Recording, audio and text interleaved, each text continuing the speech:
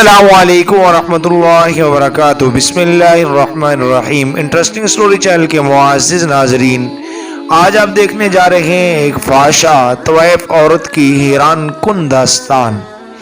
چلتے ہیں ویڈیو کی جانب۔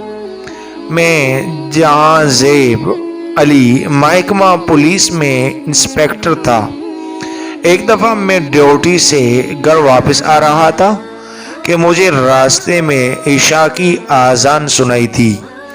میں نے اذان سننے کے لیے گاڑی کا شیشہ نیچے کیا تو اذان سے زیادہ تاش گانوں کی آواز آ رہی تھی۔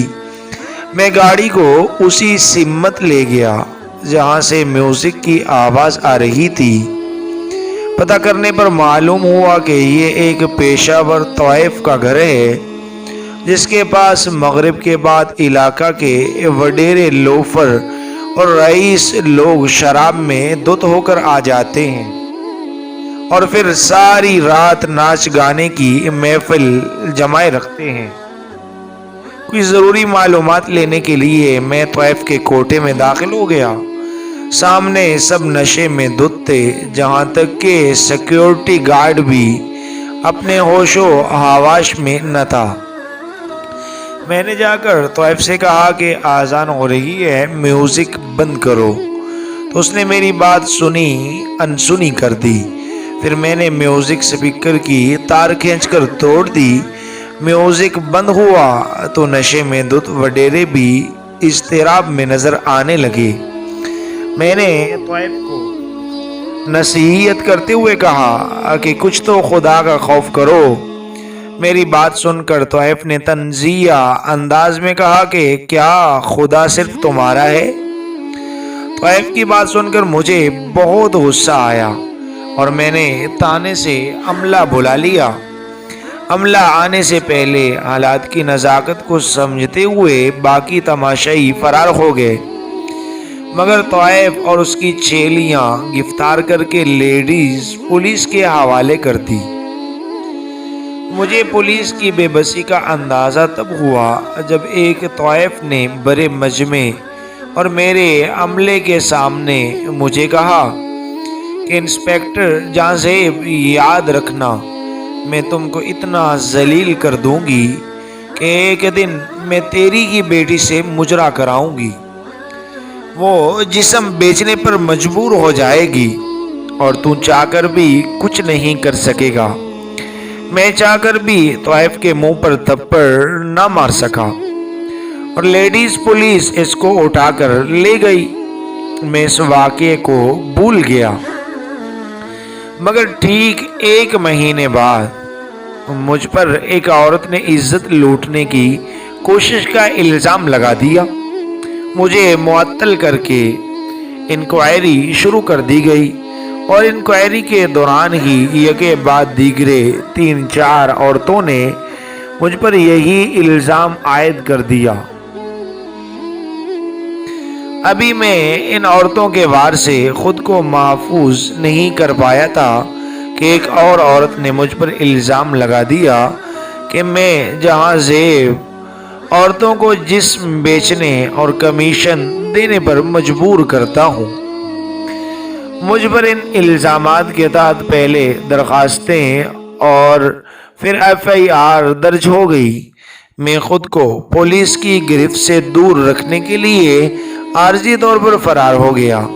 پولیس والوں نے ایک دن میری بیوی اور بیٹی کو تنگ کرنا شروع کر دیا، جہاں تک کہ میری بیوی کو چوری کے کیس میں گرفتار کر لیا گیا۔ پھر جب میری بیٹی اپنی ماں کی خبرگیری کرنے گئی تو خدا کے خوف سے عاری پولیس والوں نے میری بیٹی کی نازک حصوں کو چھونا شروع کر دیا۔ جب میری بیٹی پولیس والوں کی نازیبا حرکات سے تنگ آئی اور رونے لگی تو میری بیٹی کو ماں سے ملوا دیا گیا اور ماں کی رہائی کے بدلے میں میری بیٹی کو بستر پر رات گزارنے کا کہا گیا تو میری بیٹی نے قانون کے محافظ پولیس والوں سے کہا کہ آپ میری ماں کو میرے ساتھ بھیج دو اور آج رات مجھے مہلت دے دو۔ کل خود ہی آ کر میں آپ کے پاس رات گزاروں گی، اگر نہ گزاری تو مجھے بے شک دوبارہ میری ماں سمیت گرفتار کر لینا۔ ہاؤس کے پجاری پولیس والوں نے میری بیٹی کی بات مان کر اس کو ماں سمیت گھر آنے کی اجازت دے دی۔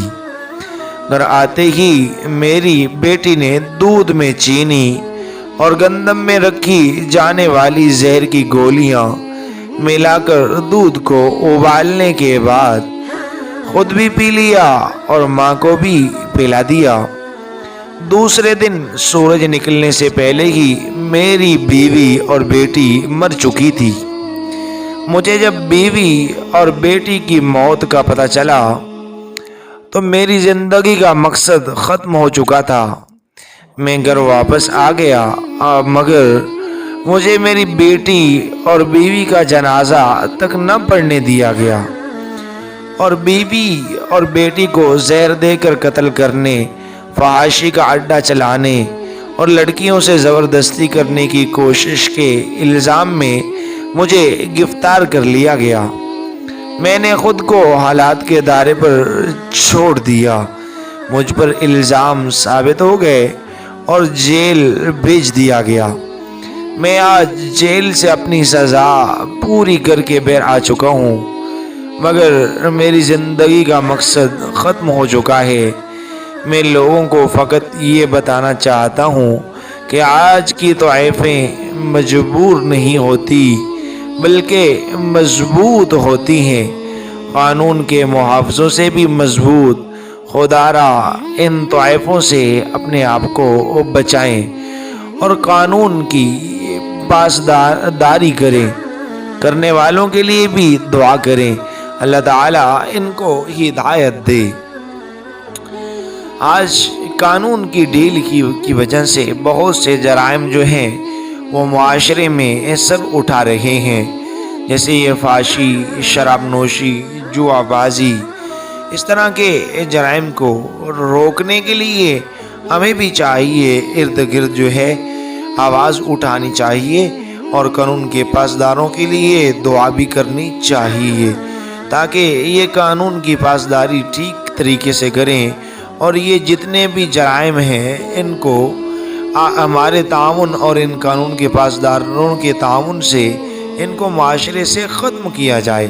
اگر آج ہم نے کوشش نہ کی ان جرائم کو ختم کرنے کی تو کل آنے والی ہماری نسلیں ان جرائم سے بہت زیادہ متاثر ہوں گی۔ اگر آپ نیو ہیں تو پلیز ہمارے چینل کو سبسکرائب کر لیجئے، ویڈیو کو لائک اور شیئر کیجئے، کمنٹس باکس میں بھی رہے گا اظہار ضرور کیجئے۔ اب ہمیں اجازت دیجئے، نیکسٹ ویڈیو تک آپ کا اپنا چینل انٹرسٹنگ سٹوری۔ جزاکم اللہ خیر، اللہ حافظ۔